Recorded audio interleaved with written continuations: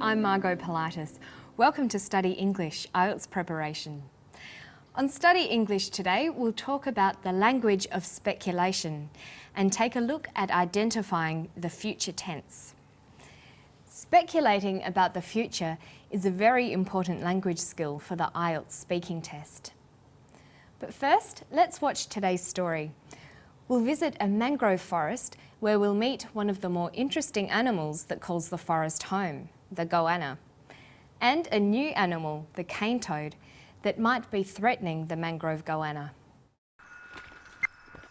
Possibly because it's very hard to get into mangroves all year round, especially in the wet season when there's a lot of water.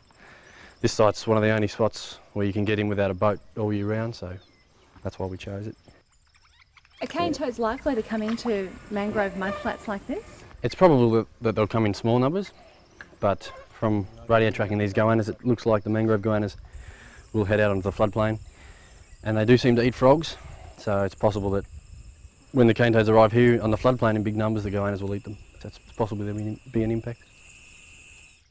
We expect that most of the goannas are going to eat a cane toad and die, but we're just hoping that some of them, even a small proportion, won't be interested in eating a toad, and they're the ones that will be living to pass on their genes and hopefully bring numbers of goannas back up eventually.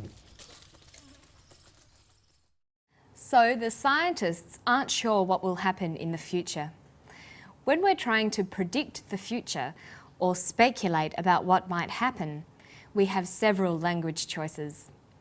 Let's put together a list of our options. First, we have verbs. We could use verbs like guess, suppose, imagine, think, suspect, or hope. Second, we can use modal verbs.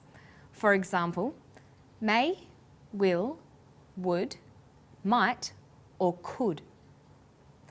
Or we can use conditionals like if. For example, if I pass the exam, I will buy myself a new DVD. Other conditionals use similar constructions like this: if I might, or if I could. We might also use discourse markers to speculate about the future. Some examples are perhaps, maybe, hopefully, possibly, or even you never know. And finally, we can use adjectives. It's likely that, it's unlikely that, or it's possible that. So here's our list of choices. We can talk about the future using verbs, modal verbs, conditionals, discourse markers, or adjectives. Now let's hear some of these in practice. Listen to James Smith talking about what might happen to the cane toads and goannas.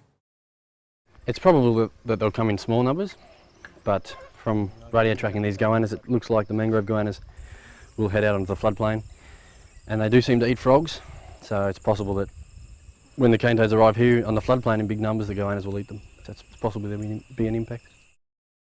He says it looks like the mangrove goannas will head out. When discussing the future, there are many verbs we can use.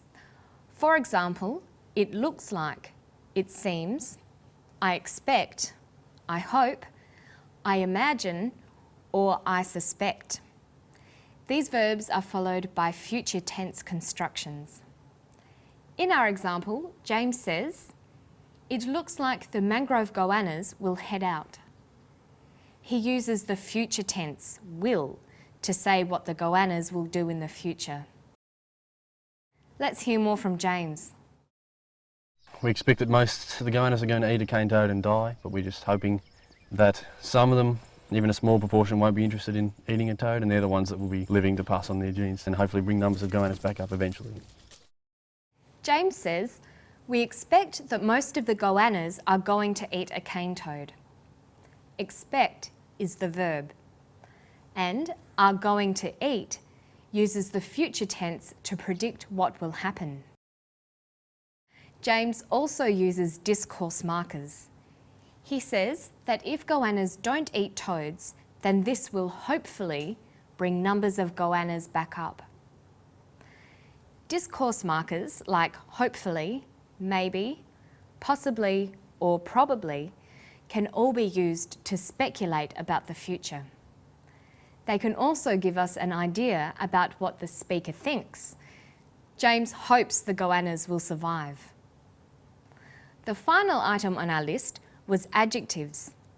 Listen to how James uses adjectives to speculate about the future. It's probable that they'll come in small numbers, but from radio tracking these goannas, it looks like the mangrove goannas will head out onto the floodplain. And they do seem to eat frogs, so it's possible that when the cane toads arrive here on the floodplain in big numbers, the goannas will eat them. So it's possible there will be an impact. James says it's probable and it's possible. These are examples of using adjectives to show that the speaker is talking about something that might happen in the future. James is speculating about things that might happen. In English, we can also say it's likely. So we can have it's probable the cane toads will come, it's possible the cane toads will come, or it's likely the cane toads will come. In each of these cases, we use the future tense, will come. In English, we have to decide which tense to use when referring to things that might happen in the future. English uses 3 verb forms when referring to future actions: the simple future, the present continuous, and the future continuous. We can use the simple future, that's will plus a verb, there will be. We can also use 2 forms of the present continuous, either the auxiliary verb to be plus the present participle, or the auxiliary verb going to with a main verb. Finally, we can use the future continuous, will plus the auxiliary verb to be plus the present participle. Listen for the future tenses in this clip. We expect that most of the goannas are going to eat a cane toad and die, but we're just hoping that some of them, even a small proportion, won't be interested in eating a toad, and they're the ones that will be living to pass on their genes and hopefully bring numbers of goannas back up eventually. There were 3 examples in that clip: are going to, won't be, and will be. Did you hear them? Listen again. We expect that most of the goannas are going to eat a cane toad and die, but we're just hoping that some of them, even a small proportion, won't be interested in eating a toad, and they're the ones that will be living to pass on their genes and hopefully bring numbers of goannas back up eventually. He says some cane toads will be living to pass on their genes. Will be living uses the future continuous tense. He also says are going to eat.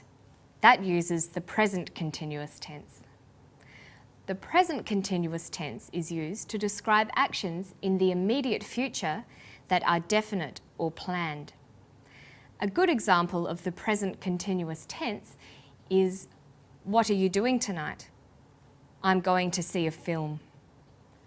And that's all for Study English today. Let's take a look back at the things we've talked about. First, we looked at the language of speculation, the language you use to talk about things that might happen in the future. We saw examples of verbs, modal verbs, conditionals, discourse markers, and adjectives. Then we looked at examples of future tenses, the simple future tense, the present continuous tense, and the future continuous tense. And if sometime in the future you need some help with your English, why not visit our Study English website? You will probably find everything you need.